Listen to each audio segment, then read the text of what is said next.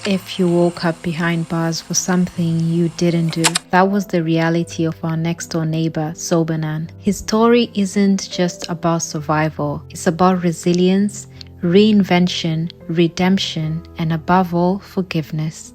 Today, he's the CEO of Breakthrough, a social enterprise helping ex-prisoners and people from underrepresented communities enter tech. It's a story that will change how you see second chances. No one's going to think about prison unless you've got a loved one in there or unless you actually go in there. And in prison, I expected to meet really, quote unquote, bad people. Do you consider yourself lucky?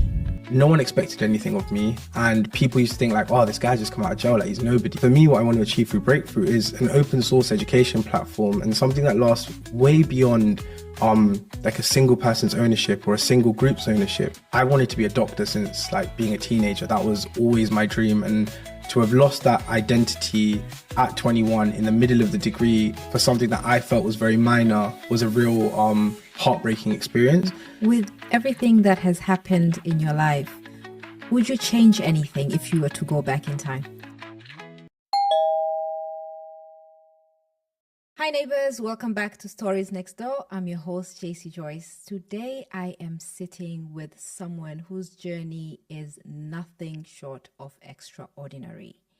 From medical school student to prison, from conviction to transformation, his journey is incredible, full of twists and turns. But also there's redemption, there is purpose, there's forgiveness. Sobanan, welcome to the podcast. Hello. How are you doing? How was your journey here? Because I know you don't live in London. Yeah, so took about an hour and a half and always enjoyed getting on the tube. But no, it was a nice journey. The sunlight definitely helped. Yeah. So in your own words, who is Sobanan? Great question. I feel like I've thought about this a lot over my life. I think first and foremost, I describe myself as just a human being. I think that's like one of my principles is that I think humans are just humans we're human beings in this life, like spiritual things, having a human experience, I think is my fundamental belief.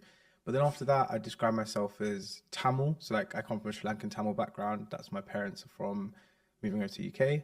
Then after that, probably British. I think I describe myself as someone who's very curious and someone who tries to understand and experience the world as opposed to maybe making judgments about it. But yeah, I guess that's who I am. Yeah, I went through your LinkedIn profile. It says that you're an AI enthusiast. I am. What yes. does that mean?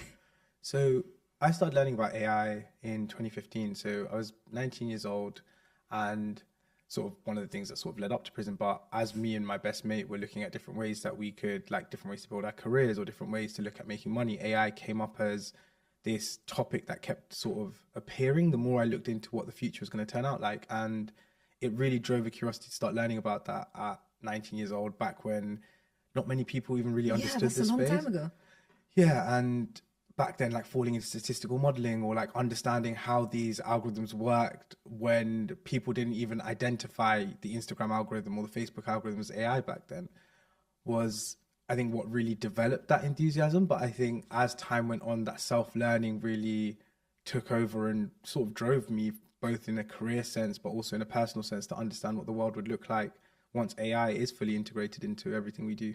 Wow, that's very interesting. So I did say that your life is short of extraordinary. If your life was a movie, what would be the title of the movie? Oh, that is a good question. I'm really bad at stuff like this. I don't know. What about TV show or do you watch any movies? I do watch films. I'm trying to think, like, what would I call it? Yeah, I don't know. I'm coming up blank here. Yeah. Yeah, I couldn't tell you. I couldn't. What about a book? What about a book? Book title. So I am actually writing a book with my best mate called My Prison Gap Year, but that's more just about the year that we spent in prison than it is about. That's a really cool name, though. Yeah, it is a very cool name, right? Yeah, because I did take a gap year, and now that actually did feel like my gap year. Okay, so just take us back to where everything changed for you. So you were in medical school, in university. Then what happened?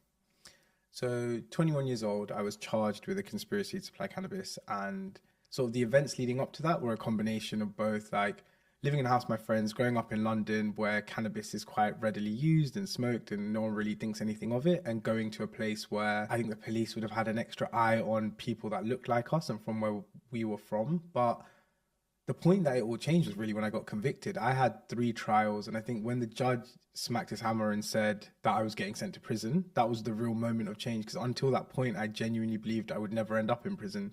Like being someone who was educated, was a medical student, sort of on his way to becoming a doctor, and at 21, I didn't think cannabis or conspiracy to supply cannabis warranted a prison sentence necessarily. But yeah, I guess him banging his hammer and telling me that I was getting sentenced to 2 years, 8 months was the moment that it all changed. So how did 3 trials? I thought it was like 1 trial and everything is, you either go to prison or you don't. So how did 3 trials come about? So our criminal justice system in the UK is probably one of the most bureaucratic, but also quite an old system in many ways. So when we were arrested, from the point of arrest to charge, which is so when the police tell you that you're going to court for an offence, that took around 18 to 20 months. And that was because the way police work in the UK, unless it's very serious offending, tends to be quite slow just because of resourcing. Then when we got to court, there were 3 trials because 1 trial collapsed because the prosecutor said something that wasn't true. I picked up on it, told my barrister, and then they had to close off the trial because the jury had heard that sort of untrue statement. Then on the 2nd trial, there was a hung jury. And I think this trial was a hung jury because, so this is when a hung jury is when they can't decide. And I think the reason being was like me and my best mate explained it from a really, I guess, human perspective, saying that do like 2 young 21-year-old guys deserve to go to prison for cannabis, which is a substance that's legal in much of the world and, much less harmful than other drugs, but also it's a point of contention, right? Like I don't think in other areas of society, the government wouldn't be able to control what we're able to consume, if that makes sense. But in this one area, they are. And the jury were, I guess, convinced in some ways. That's why it was a hung jury. And then on the 3rd time when we were convicted, it was a bit of a different trial, but that's what sort of led to the 3 trials. And this is different jurors, all trials, Yeah, right? so each time you get a different set of jurors. And on this last time, there was a different judge as well.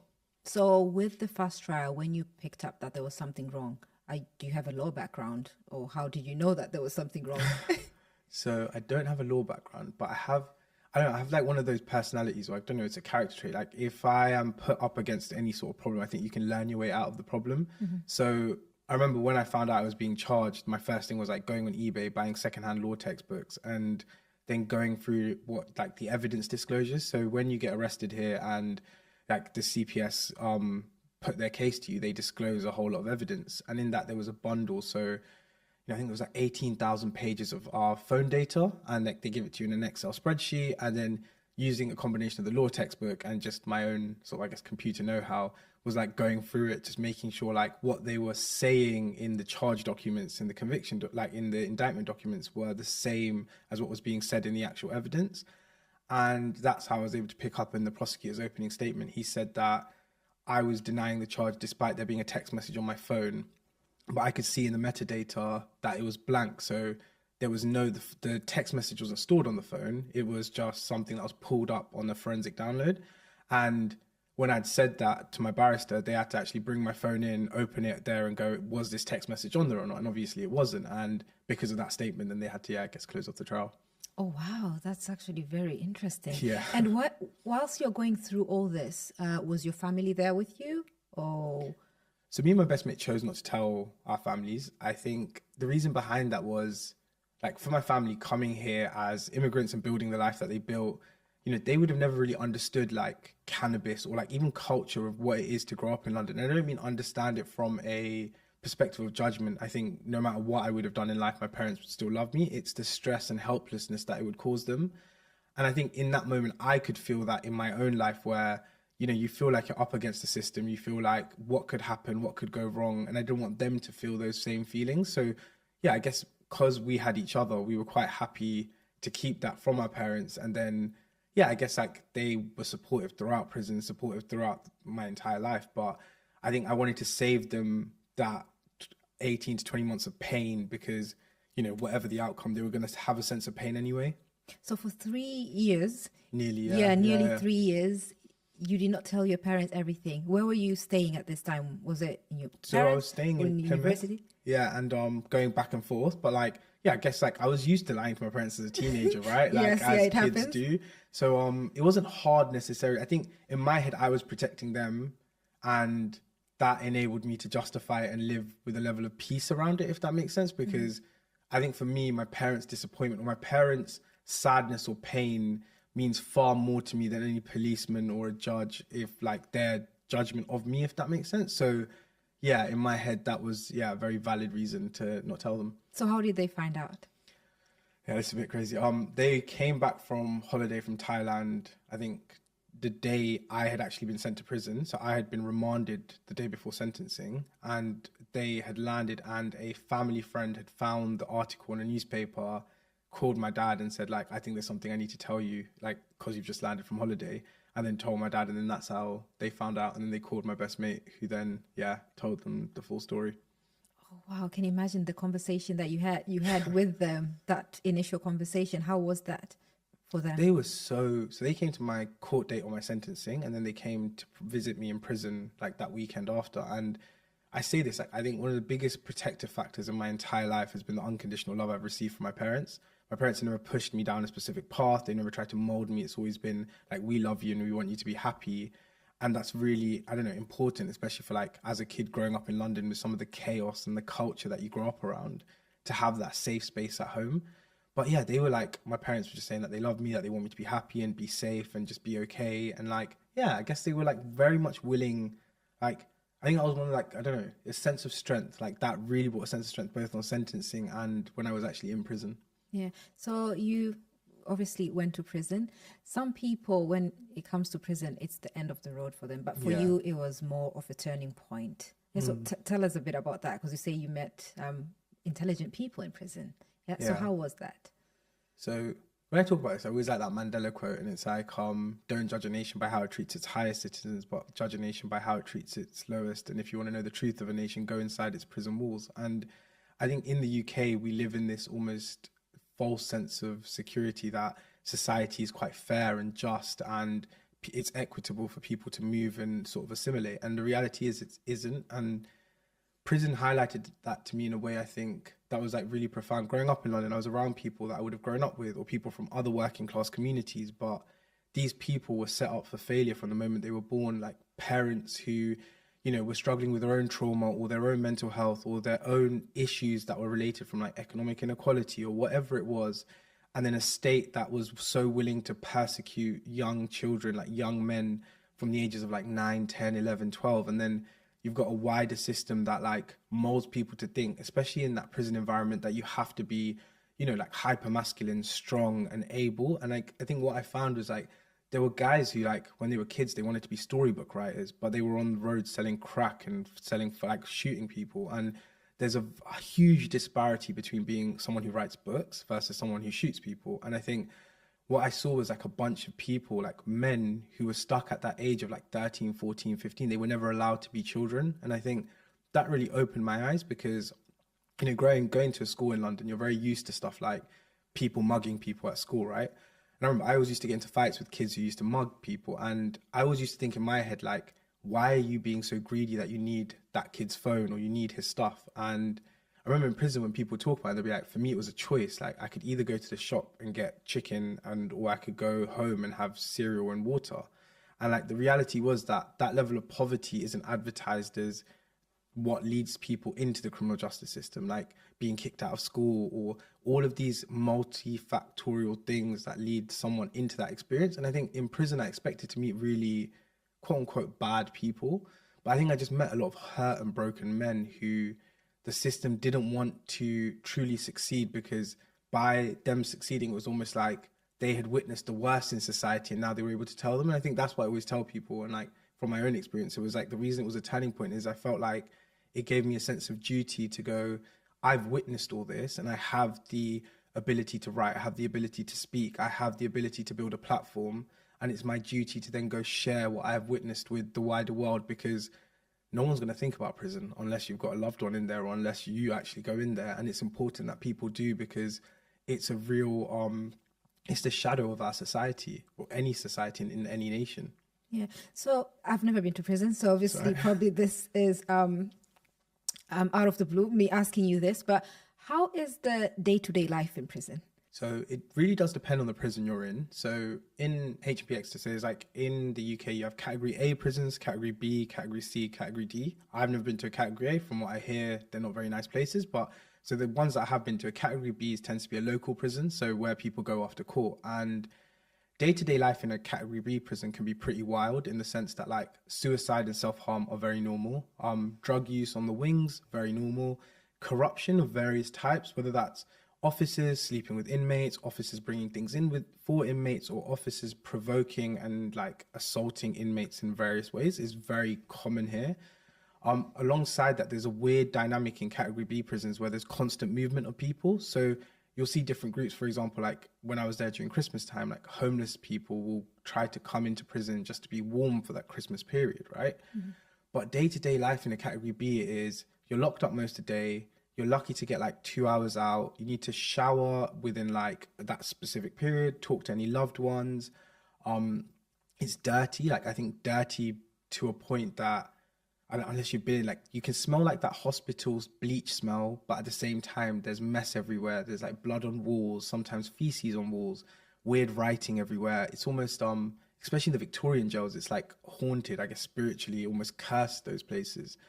And there's a constant noise, like you can hear, it's funny, as I'm thinking I can hear it in my head, but like you can hear people banging on the metal railings or kicking their doors and screaming, and this kind of stuff goes on throughout the night. And yeah, like sometimes you hear these bells, and when the bells go off, the officers' alarm bells, you know something's kicked off or something's happening. And there's these weird noises in the officers' boots as well, like these weird noises and sensations. And I think like that whole dynamic is like almost a PTSD of prison. But then you go to that category C prisons. Some are a lot better than category B prisons, but again, a lot of the corruption, the poor culture, a lot of racism, a lot of like, especially where I was in the Southwest, like an officer might assume you can't speak English. He might call you a racial slur, but you've got to learn to kill it with kindness, because realistically, if anything happens to you in there, there's going to be a bunch of other people who just write nothing happened and it was this person's fault. So it's like that almost knowing that you mean nothing in that environment is very important to surviving. But I think throughout Exeter, like the category B, category C's, it's the people. The people really make the place, if that makes sense. If you're surrounded by good people in prison, then you tend to be like, I guess, looked after and treated really well. And then you get open prisons, which a lot of people in open prisons, so these are prisons where you can kind of walk around. There's no real fence to stop you getting out. So people do try to escape, but not advised, because then you abscond and you get a longer sentence. But yeah, those prisons are a completely different vibe in the sense that it's all open, but the demographic of prisoner there is very different to the types in category C's and B's. But yeah, hope there was a lot of prison jargon in there. So yeah, I hope that helped. So in TV shows, you'd see that there's different gangs in prison, like people looking after each other and stuff like that. Is that something that you experienced? Did you have people who looked after you? You looked after them? Yeah, for sure. So depending on the prison and what part. So in London prisons, gangs are affiliated to gangs in areas, right? Whereas in the Southwest, like so Exeter and Guy's Marsh, which is Shaftesbury, it was very much defined by people of color versus the white working class demographics. And like what you found was, especially at Exeter, all the like prisoners of color would tend to be on a single landing, like all looking after each other, all making sure that like the other person's eaten or the other person's clothed or whatever. And you know, I always use the anecdote of baby lotion. Like for a lot of people, they don't need lotion after they shower because their skin doesn't get dry. But as a person of color, you tend to need some form of moisturizer, right? And obviously when you go into prison, you haven't got any moisturizer. So like, you know, you'd have to go to a guy and then he'll give you moisturizer on a teaspoon. And like that small acts of kindness, I think, are really important. And I met some of my closest friends now from my time in prison. And I think it says a lot about that shared struggle and what that builds. But yeah, I wouldn't say it's necessarily clearly defined gangs like in the US where it's clearly defined on race, but there is racial tension of such in UK prisons, which I think isn't very well addressed. But yeah. Wait, so how many years were you in prison for? So I did a year. A year in prison. So now you're out of prison. For many people, rebuilding, integrating back into society is very hard. How were your first steps to rebuilding your life after prison? So my first steps to rebuilding my life started in prison. And I think that's like, I think one thing I always encourage people to do is like, prison's an opportunity in the sense it's a frozen space of time. Like my mom used to say, like, you ain't got to worry about traffic. There's no bills. There's no nothing in there. Like, just think about your life and what you want to do. And prison was great for that. So like I spent all my time reading, journaling, like understanding what I wanted to do myself. Understanding as well, like, I guess like my place in the world in a sense that I wanted to be a doctor since like being a teenager. That was always my dream. And to have lost that identity at 21 in the middle of the degree for something that I felt was very minor was a real heartbreaking experience. And like after I recovered from that, I thought, okay, I wanted to help people through being a doctor. How else can I be able to have that impact on the world? And that was where entrepreneurship or like social entrepreneurship, even the idea or the sort of seed was planted for it. And it was really about building myself up from there. Like my closest friends from prison, like I have business associates, like someone from my advisory board currently at Breakthrough, his mum was my peer mentoring teacher in prison. So like it all goes full circle in a really weird way. And then coming out of prison, it was almost like I had this, and I don't want to call it a plan because it wasn't like I have this great business idea that I'm going to run with, but it was, I have these skills, you know, I know about AI, I know about blockchain, I know about this stuff. I have this experience. I have a bunch of other sort of academic experiences as well. What can I do with it? And yeah, I guess it was building myself up from scratch. Like one thing I guess I'm grateful for is I had a lot of humility coming out that I didn't expect shit from anyone, in the sense that I was happy to get that job at Greg's and like I was filling pick and mixes, working in Tesco, literally any odd, I used to sell fridges at John Lewis, any odd job that could fill up my time outside of university hours, because I did biochemistry when I came out, I would do. And then my other spare time was either the gym or setting up a business. And that was like the constant cycle I was in. And it was like, how can I try and fail at doing these things as fast as possible without getting attached to, you know, the identity that they brought or anything. And I'm very, very grateful for that, because I always say to my like people that I work with or support, and it's like, that was my favorite period of life because no one expected anything of me. And people used to think like, oh, this guy just come out of jail, like he's nobody. And it was just like, that was the real time for me to like do what I wanted to do and build on what I wanted to build on. And I think that's a lot of what led to where I am now, is that willingness. My dad always says, he's like, you're always going to be fine, because if you lose everything, you work as a bin man and you won't care about what other people think. And I think that was the gift that allowed me to rebuild life afterwards with relative ease. Why didn't you go back to medical school? So in the UK, so when you're at medical school as a medical student, you are signed on by like the GMC, the General Medical Council, and they can basically strike you off if you are convicted of an offence or whatever else. And so yeah, I would have been struck off their register, so would have been ineligible to be a medical student. And the roles that you did, you said Greg's and John Lewis and all that. Did you have to tell them that you went to prison, or how did that work? I lied in every single job into like every single I tried telling the truth. I remember the first few job interviews, I tried telling the truth, and they literally, people just like, you could see their faces, like you'd be like, they were like, oh, do you have any unspent criminal convictions? I remember the first job interview after prison, I was just like, yeah, I just got released like 6 weeks ago.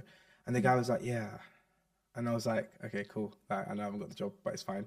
And but they'll never say that's the reason you haven't got the job, right? And I think after a certain point, I just decided that you're not really going to check. Like, are you going to check? They don't do a DBS, but you're going to go and Google and type Sobanan in for this petrol station Greg's role, right? Like, and probably not. And I thought at that point, the system isn't that forward thinking, but I'm not going to, like, I don't know, use my goodness of like, I want to tell the truth to be the reason that I'm not able to get a job. But after a while, there were definitely good people that I met in interviews, like the NHS. I was working there, both in NHS blood and transplant and in NHS on a primary care level. And both times I disclosed my offence, told them everything, and they were just like, yeah, no, we're more than happy to have you work here. So it definitely depends on the individual. But when I first came out, yeah, I definitely didn't have any luck. Oh, wow. So you spoke about Breakthrough slightly. Just tell us a bit about Breakthrough. So Breakthrough Social Enterprise is an organization that we bridge the gap between what we call today's talent and tomorrow's industries. So really helping underserved communities across the world to access industries like AI or the metaverse or blockchain through digital education, hybrid education in the UK. And it's really about making sure that this next evolution of technology is as equitable as possible. And how do people apply it? How do you recruit? So we do skills boot camps that are funded by the Department of Education. They can apply through our website. There's a type form on there that you'll be able to find on wearebreakthrough.co.uk. We also have self-paced courses. So these are courses that we've done in collaboration with AI for Good, which is part of the UN. And these are courses on like how to use AI for sustainable development goals, or more generic AI skills for someone who just wants to understand what artificial intelligence is and enter that field, but might feel a bit overwhelmed or feel like there are too many barriers for them to access like a formal course. And how did you get to be the CEO of Breakthrough? How did that happen? Yeah, great question. So I did in 2022, I did this fellowship called Year Here, and Year Here is a social innovation fellowship where people get together across London, usually about 15 to 20 people per cohort, and they go and work on entrenched social issues in London. Now, when I did that, I had a mentor called Dee Naval, and she was the original founder of Breakthrough. Then she mentored me for a number of months, and I started working at another organization. And then during that time, I sort of became an advisor and a volunteer at Breakthrough. Then as that role came to an end in 2023, she asked if I wanted to take over the organization because she wanted to step away and felt that I would be better placed to. And sort of how I've arrived as a CEO. And how long are these programs that you run? So the boot camps are 12 weeks. The self-paced courses can be anywhere between 30 to 100 hours. But there are, newer programs coming in that are going to be entirely remote for people too. And I love the fact that it's about helping people. How many people have you helped so far with your programs? So just in 2024, we worked with 155 people, and this was through the boot camp. We also work with people like outside of the boot camp through like the educational resources. I wouldn't be able to give you a metric on that because I haven't checked for a while, but yeah. And what's the long-term vision for Breakthrough? So I think for me, the biggest issues I see is that we have these common human needs that exist across the planet, right? Education's one, health is another one. And what we see is really closed systems. So profit-making enterprises are the ones who generally tend to drive the, education of the masses, for example, right? Everyone across the world wants to go to university at Harvard, Yale, Stanford, Oxford, Cambridge, Imperial. And I have always thought since a child that is ridiculous, because why is it that those places, because of the amount of money they've been able to accrue and their ability to attract intellectual people, are able to drive what I think of as one of the greatest inequalities that we see across the world? And education today is more open than it's ever been. If I want to learn anything, I can just go on the internet, YouTube, ChatGPT, Google. But what most people don't have is either the mindset, the purpose, or the attitude, or they just don't know. They don't know the sheer level of knowledge that exists for free on the internet. And for me, what I want to achieve through Breakthrough is an open source education platform, and something that lasts way beyond like a single person's ownership or a single group's ownership. If I think about something like Wikipedia and the impact, the positive impact Wikipedia has had on the planet and humanity, in my view, it far outweighs any single educational institution. And it's how do we bring together the mindset of a university, a college, or a school, but with a platform like Wikipedia, and how do we deliver education at scale through that? So for me, it's creating that open source, democratized access to education and providing that at international scale, but the quality should never be compromised for the fact that it's such a scalable way of viewing education. Before the show, we were talking about Africa. Yes. And how you are, getting Breakthrough into Africa. Tell me a bit about that. How is that going to work, and how does that look? Yeah, of course. So we are starting a pan-East African program starting in April, and 1st of April is the kickoff date for it. And it's a remote program delivered to up to 1,000 people in East Africa at any one time. And now we're able to do this through Google Classroom and a variety of other technologies, but we built a variety of like AI assistants to help with this, but also we'll have internal people delivering. So we've used the profit from our bootcamp contracts last year to fund this project this year. And the reason I think it's so pertinent is Africa as a continent has one of the youngest populations when we look at it on a global scale, right? And what we've seen as young populations before is with India and China. And what we saw in India and China is they became the West's almost outsourcing yard. So if you wanted to outsource manufacturing, you sent it to China. If you want to outsource service-based work, you send it to India. Now, the way that that's been able to happen is directly because talent costs a lot less in India or in China than it does in the UK or America. Now, Africa stands to have the same issue if it's not able to build as a continent the capacity to be able to navigate these next set of technological evolutions, right? So one of the East African projects that we're working with is funded by the South Korean International Aid Agency. And what this looks at is like cooperatives, so farming cooperatives, right? Now, if a farming cooperative was able to market itself virtually, so using Facebook or other social media platforms, use things like AI or drones to help with both like managing the farm and making sure that it reduced the need for human interaction as much as possible, the scale of and the potential of these enterprises, especially when Africa is one of the most abundant continents on the planet, I think will be truly truly phenomenal. And I think what we've seen both in India and China is almost a lesson in how the consequences of when you become another nation's almost outsourcing place. And as a continent, like Africa has a chance to almost avoid this. So being able to contribute that to any small way, I think for us is a real big gift. But also, I think the impact of learning how to use Google, ChatGPT, or like how to learn is so much more profound in economies that are on that lower end of the global inequality scale, right? Like I always tell people in the UK, if you earn 28,000 to 30,000 pounds, you're in the top 20% of wealthiest people in the world. That blows people's minds because even someone on 30,000 still wants to be on 60,000. They still want a Mercedes and a nice house and everything else.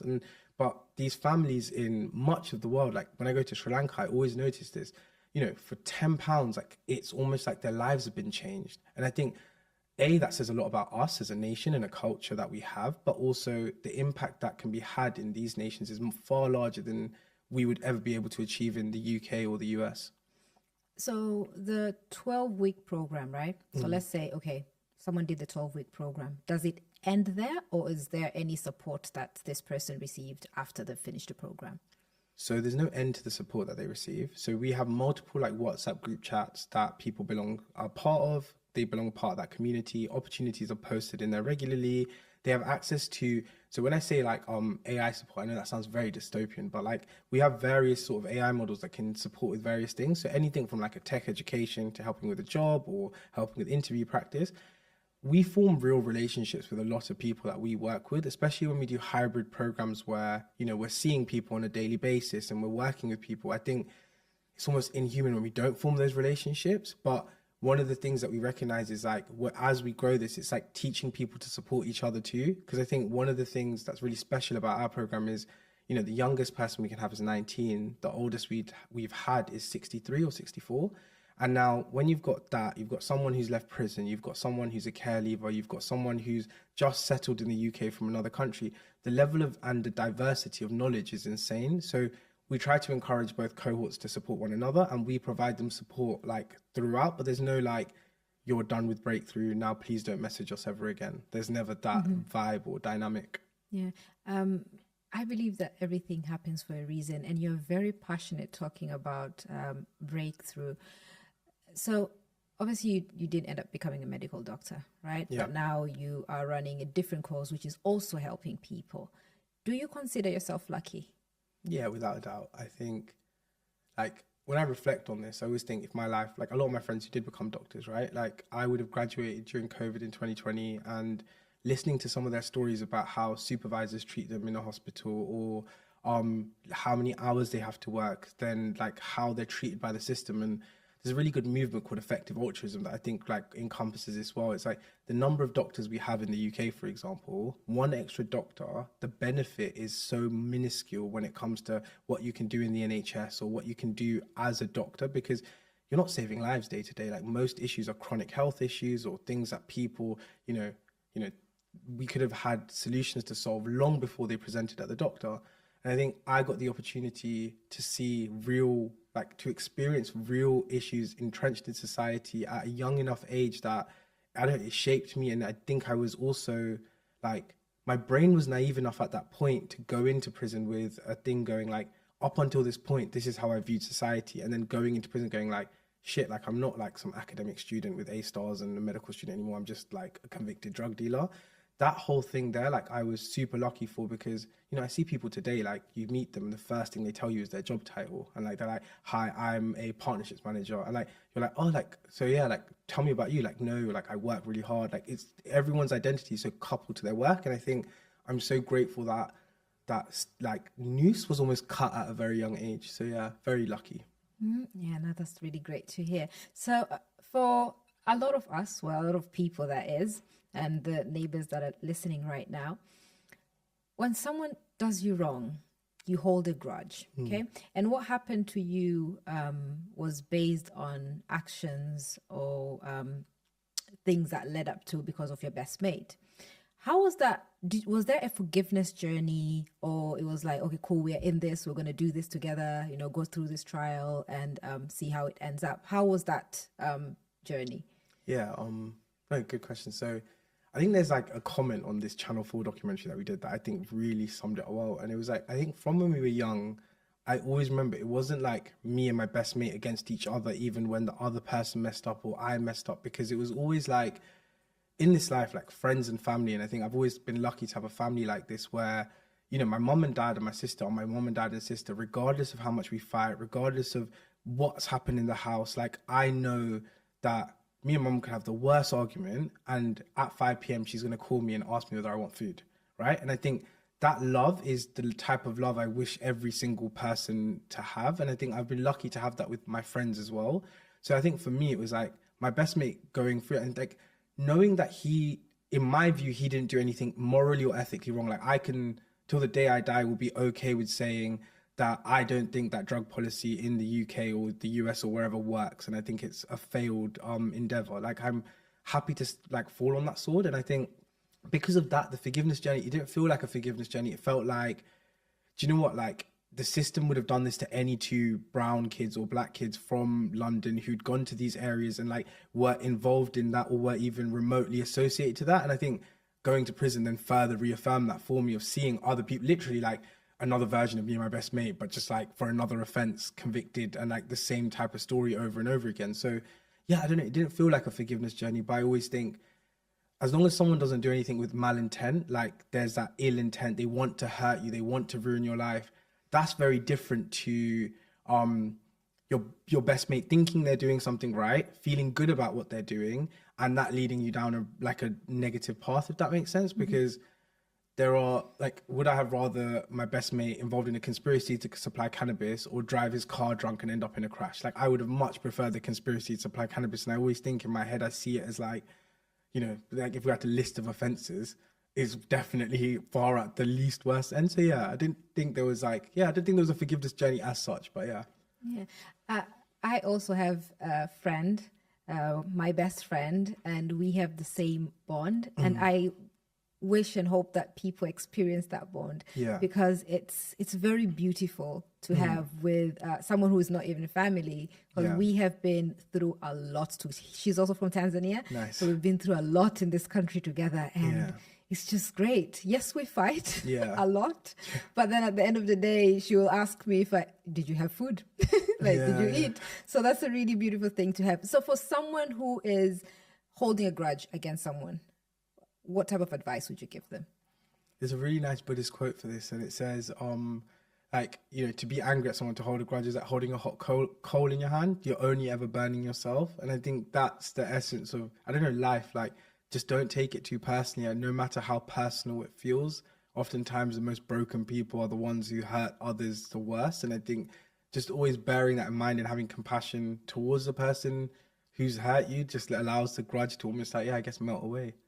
With everything that has happened in your life, would you change anything if you were to go back in time? Really good question.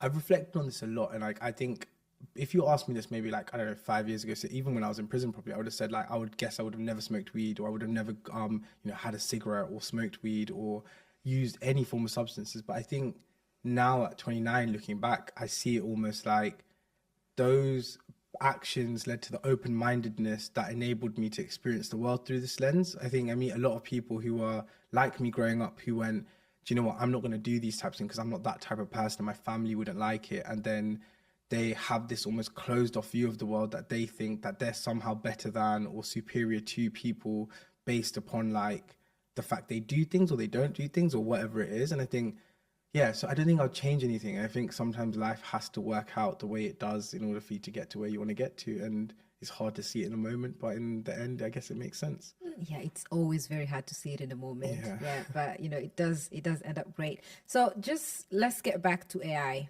Yes. AI is everywhere now, and it's changing how we do things. Pretty much, you wake up, AI, everything is AI. Is AI going to take over the human race? I've been asked this question, so I was giving a talk about AI a few weeks ago, and I got asked this question. I think they asked whether they think it'll be a utopia, or whether they think it'll be like Skynet, Terminator taking over the world. And I think it really depends. I think it's up to normal people. If we look at the way big tech companies and governments are behaving, it's short and ludicrous. Like, ever since Trump's election, we've seen companies roll back their AI principles. So previously, AI couldn't be used for warfare, weaponry, or causing human death, right? We've seen that rolled back from the big tech companies. We've seen AI used to have to be diverse, equitable, and inclusive. That's been rolled back.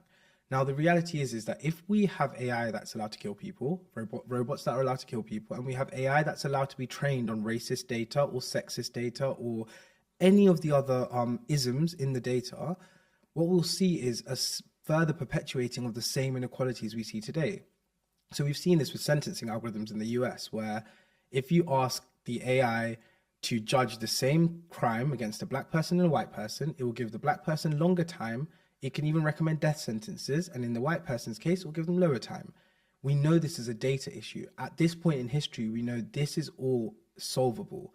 But if we aren't the ones to go out and solve it, what we'll see is this will just compound, and we'll end up in a place where, in some ways we are today, where we just think, no, you know what? The UK is institutionally racist. What do we do about it? And when I say it's normal people, it's like, write to your MP, it's go out and learn about this stuff, learn how to use ChatGPT, teach your community, teach your mums, dads, uncles, aunties, brothers, sisters. That's the duty I think we all have when you have that awareness, and that will mitigate that risk as much as possible. But the reality is that risk is there, and people don't know. A lot of these CEOs will tell you that all these systems are black boxes. What does this mean? It means no one understands how they work. But at the same time, the financial incentives in this space are insane. You got engineers at Anthropic, for example, being paid close to $500,000 a year, right? And you consider, if you were being paid $500,000 a year, how much are you going to care about the underlying, what the underlying code does day to day? You're just going to think, okay, let me get the job done. Let me hit the next quarter, another few years and I can retire. That kind of selfish thinking has led humanity to where we are today. And I think the only way we stop AI becoming another nightmare, the way social media did, is normal people have to be willing to get involved and engage in these discussions. So in relation to AI and breakthrough, what type of world are you trying to build? I just want normal people, people regardless of their background, regardless of what level of education they are, what age they are, where they are in the world, to be able to engage in discussions that affect the entirety of humanity. I think for too long, certain nation states and certain groups within those nation states have been able to influence the experiences of people across the planet. And I think what's unfair is a life in the UK is somehow worth more than a life in another country. And we see that day in, day out, right? It's like a terror attack happens here, a few people die. It's a national travesty. We see in Syria, or we see in Palestine, or we see in the Congo, where thousands are probably dead. Hundreds are probably dead on a daily basis. Atrocities are happening. But because we don't need to care about, and it's not in our backyard, that life is somehow worth less. And I would love to see a world where we see humanity as a single species and not based on passports and nation states that have only existed for a couple centuries. And for people, regardless of where they're born, to be able to access opportunity. I think seeing stories like the CEO of Google, where, Sundar was born in a slum in India and managed to work his way up to CEO of Google. Great, right? But the reality is, for a lot of nations, that wouldn't be possible purely because of economic sanctions, geopolitical tension, or simply because of the cultural biases that exist within the nations that hold all this power. And that's the thing I want to see, is power shared equally across society. But I don't think that requires revolution or people to fight. I think it just requires education, access to technology, and an awareness that through collective good, you can really change the world. I like that you said that, because my next question was going to be, so now you run programs, boot camps, right? Will we see short informative clips on Breakthrough, something like masterclass, like how they do it? Will that be a thing for Breakthrough? Yes, so it is like currently something that we're working on more and more. So how do we create more, micro courses and credentials that we deliver? I think a lot of last year for me was about creating a curriculum that brought together technology, sustainability, and shared humanity. And I think now we've got a curriculum that I feel like is, really strong. And now it's just about, turning it into as many of these forms of content as we can. Yeah, okay. Fantastic. Well, looking forward to for the future of Breakthrough. Just ending on a fun and lighter note. Nice. Just have a few questions for you here. What's the most unexpected skill that you picked up from prison? Oh, this is a good question. So, this idea of dynamic awareness, so being able to feel the tension in the air and know when something's going to kick off. And I was like in prison in the first few weeks, I couldn't tell when, like, I don't know, someone was going to start fighting or someone was going to start doing something crazy or whatever. And I think after like a month or so, it literally, like, you could feel it. Like, I don't know how to explain it. Apart from like, it's intuitive. You'd be sat there and you'd be like, I can feel something's about to happen. And then you just, and it's like followed me out here. Like in business meetings, I walk in and it's almost like you get a sense of going like, oh, okay, like this person, I don't know, they're here to take from you as opposed to give, or there's not a reciprocal relationship here. And like the ability, I think, to understand humans without judging them, because I think that judgment bit can really like make it difficult to read humans. But unexpected skill, but definite skill. It's like a superpower, that is. Yeah. Okay, what's one habit that has changed your life? Oh, great. Meditation, I think, is the biggest one. I think I was always skeptical of meditation growing up, thought it was like, why do people do this? And then in prison had obviously a lot of time where I was on my own, or like I had to learn to manage time and be present. And then last year I did a Vipassana retreat, so it's a 10-day silent meditation retreat. And the level of clarity, calmness, and focus I felt after that, I think, it's insane. Like I recommend anyone, any age, anywhere, just like meditate, even if it's for a minute at a time. It really does change your life. I've never done meditation. I think I should take you up on that. That's really good. Work hard or work smart? When you're young, work hard, because when you're young, you have energy, and when you're young, you're also capable of the most stupid stuff. So like, devil makes work with idle hands. I think up until the age of like maybe 23, 24, 25, work your ass off and work in as many different areas as you can. Then after that, start to work smart, because I think in the second half of your 20s, like relationships matter so much more and they start to kind of fall away. So it's like really maintaining and nourishing those, and just recognizing that your time on this earth is finite. And in a capitalist system, it's so easy to think, I've had kids say growing up, money over everything, and it's not money over everything. And I think it took me till I was like maybe like 27, 28, where I was like, I have enough money, but at the same time, where is these feelings coming from? And it was recognizing that that's where you need to work smart and then keep it sustainable, because you want to work for the rest of your life, not just for a few years. Yeah, and now with AI, I guess we're working smart. Exactly. Yeah. If you could put one message on a billboard for the world to see, what message would that be? Oh, there's a quote that I love. Again, I love that you like quotes. I love this quote. It's to like a flower is to pick its petals, to love a flower is to water it. And I think I'd have that on a billboard. And what does that mean? So I think this is like really applicable to the West. I think in the West, like we have this mindset of love as like, oh, you're attractive and you do this for me and you do that for me, so I love you, right? And that's picking petals, right? Like we damage other humans to feel that we can love them. And whereas like, I think true love, like love is like to water something, to always nourish it, to nurture it, to give without expectation. And I think the way to view love is almost, we love for the sake of loving, for the other person's happiness, not with any expectation of a transaction. And it's this unconditional gesture that we do because to live through love is way better than all the other options of lenses to live through. I love that. That's beautiful. So for anyone who is going through a tough time right now and they see no light at the end of the tunnel, what's one piece of advice that you'd give them? I think understanding that everything is temporary, like everything is just transient in this life. Every time you're in that worst moment, it will pass. Like when the clouds and the rain come, the sun's going to come afterwards. And recognizing that when you recognize the temporary nature of it all, that you'll realize that there doesn't need to be a light at the end of the tunnel, because ultimately that will all just end and pass, and just learn to be present. I think one of my biggest regrets growing up was like I never learned how to feel my feelings. So like, you know, when I was like 15, 16, 17, it was like, oh, I'm sad. All right, let me smoke some weed. I'm feeling angry at because me and my ex-girlfriend had an argument. Okay, let me smoke some weed. I'm having a bad day at school. Let me smoke some weed. And like I never really learned to process difficult feelings or difficult experiences. So then when I was older and then I'm getting therapy or whatever, it's like I'm understanding how much that me relying on substances to deal with emotional issues was holding me back. And I think when you're in those states, it's just remembering that you've got to let yourself feel this because your body and your mind needs you to feel it, and it's okay to feel it, and it will pass. Yeah, it is okay to feel whatever feeling that you are actually going through. So how do we reach you on any social media platform? So I feel like because my name is unique enough, if you literally put my name into Google, you'll find my LinkedIn. I'm sure X will come up, Blue Sky, all that stuff. Website, it's like through our Breakthrough website. And then if you ever wanted to contact me via email, it's my first name at wearebreakthrough.org. And yeah, pretty easy. I reckon it's, yeah, because my name's so unique, it's pretty easy to find me on the internet. Yes. Well, it was lovely having this conversation with you. I am sure that the neighbor enjoyed this conversation as much as I did.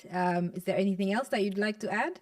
No, I think I think that was a really nice conversation. Oh, yeah, thank you. Yeah, no worries. Well, neighbors, there you have it. Remember to like, share, and subscribe. And until next time, I'm your host, Jeicy Joyce.